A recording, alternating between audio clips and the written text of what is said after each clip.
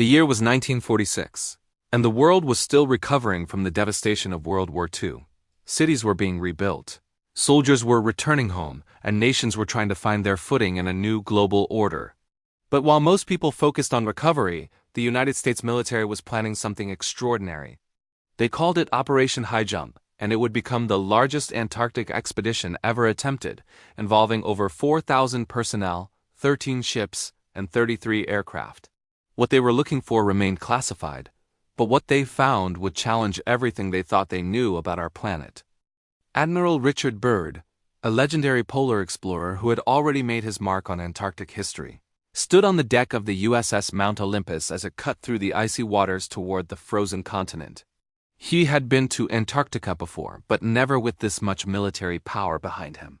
And if you're watching this right now, ask yourself, why would a nation still recovering from war spend millions of dollars to explore a frozen wasteland? What were they really looking for? Drop your thoughts in the comments below, because the official story and the truth might be very different things.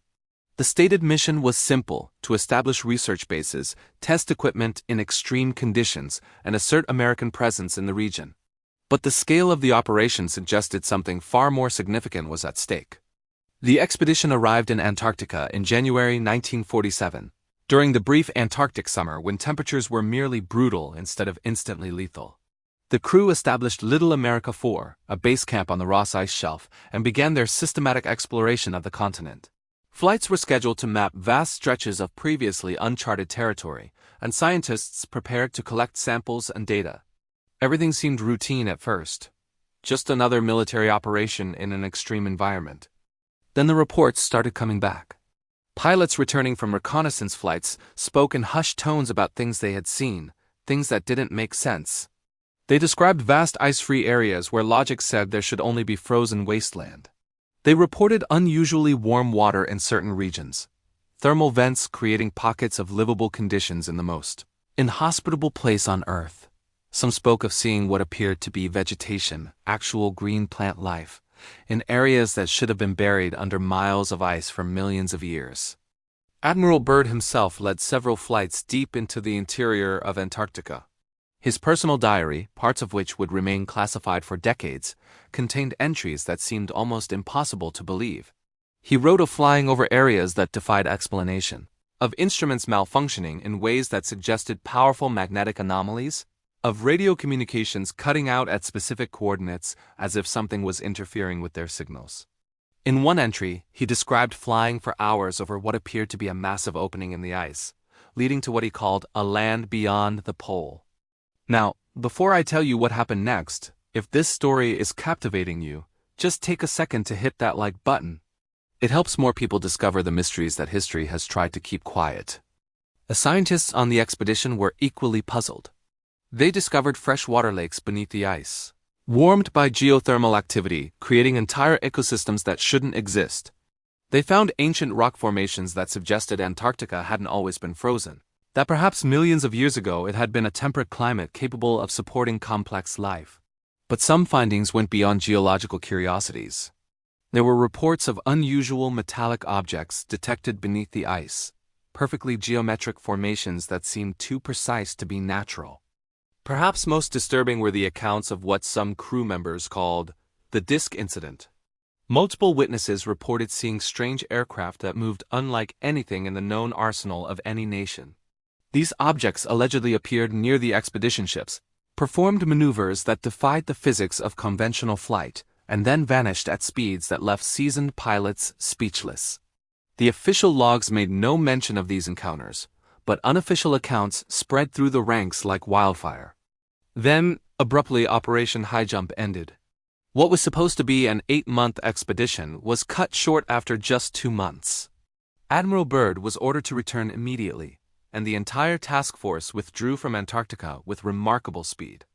The official explanation was weather conditions and equipment failures, but experienced polar explorers found this excuse unconvincing. They had prepared for far worse conditions, and the sudden withdrawal suggested something had gone seriously wrong or seriously right, depending on how you looked at it. Upon returning to the United States, Admiral Byrd was reportedly taken to a secret debriefing that lasted several days.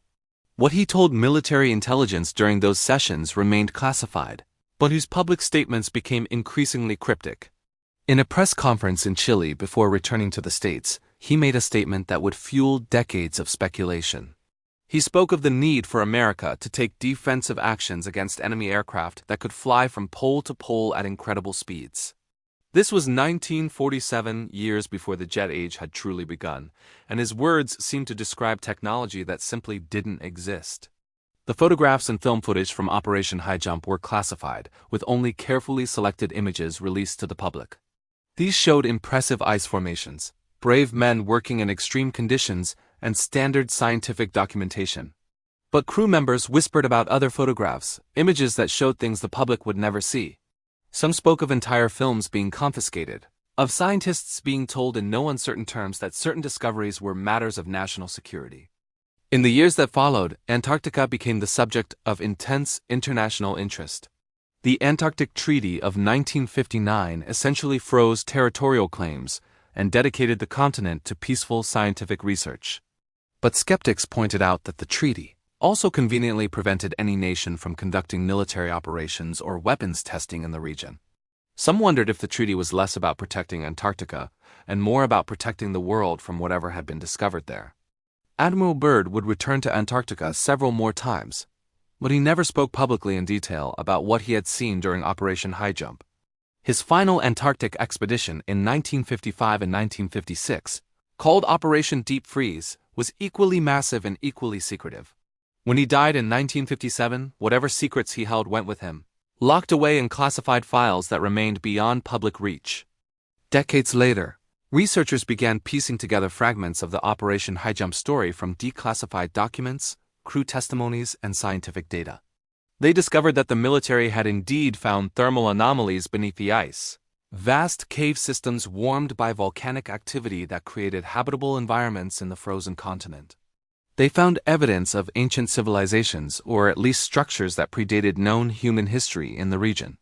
Some pointed to the Piri-Reis map of 1513, which appeared to show Antarctica's coastline as it would look without ice, suggesting that someone had mapped the continent long before modern exploration. The most intriguing finding was the discovery of what some scientists called magnetic anomalies. Specific points in Antarctica where compass readings went haywire and where electromagnetic fields seemed unusually strong. These locations corresponded with areas where unusual activity had been reported during Operation Highjump. Some theorized these were natural phenomena related to the Earth's magnetic field. Others suggested they might indicate something artificial, perhaps ancient technology or structures built by unknown civilizations. There were also biological discoveries that challenged conventional understanding. Microorganisms found in Antarctic ice cores suggested that life could survive in conditions previously thought impossible. Some of these organisms were unlike anything in the known biological record, leading to speculation about their origins. Were they Earth life forms that had evolved in isolation, or did they represent something else entirely? If this story is opening your eyes to mysteries you never knew existed, please subscribe to this channel. Share this with someone who questions the official narratives and wants to dig deeper into history's hidden chapters. The government's response to questions about Operation Highjump remained consistent over the decades. It was a scientific and military training expedition, nothing more. But the inconsistencies in that narrative continue to trouble researchers. Why classify so much data from what was supposedly a routine operation? Why cut the mission short if everything was going according to plan? Why did Admiral Byrd's statements suggest encounters with advanced technology in 1947? Some crew members, in their final years, began speaking more openly about what they had witnessed. They described seeing bases or structures beneath the ice detected by early sonar technology. They spoke of areas where the ice seemed to have been deliberately carved or altered. They mentioned orders to avoid certain coordinates, regions that were declared off-limits without explanation. These testimonies, given by men with no reason to fabricate stories decades after the fact, added credibility to the idea that Operation Highjump had discovered something extraordinary. Today, Antarctica remains one of the most mysterious places on Earth. Modern satellite imagery has revealed massive structures beneath the ice, including what appears to be a vast mountain range and possible lake systems. Scientific stations from various nations conduct research across the continent, but large areas remain unexplored and restricted. The Antarctic Treaty ensures that whatever is there stays protected from exploitation, but it also means that full disclosure may never come. The legacy of Operation Highjump lives on in the questions it left unanswered. What did Admiral Byrd really see during those flights into the Antarctic interior? What caused the sudden withdrawal of the largest polar expedition ever mounted? What is contained in the files that remain classified more than 75 years later? And perhaps most importantly, what else is hidden beneath 2 miles of ice on a continent larger than the United States? Some believe Operation Highjump stumbled upon evidence of ancient advanced civilizations, possibly from a time when Antarctica was not frozen and could support complex societies.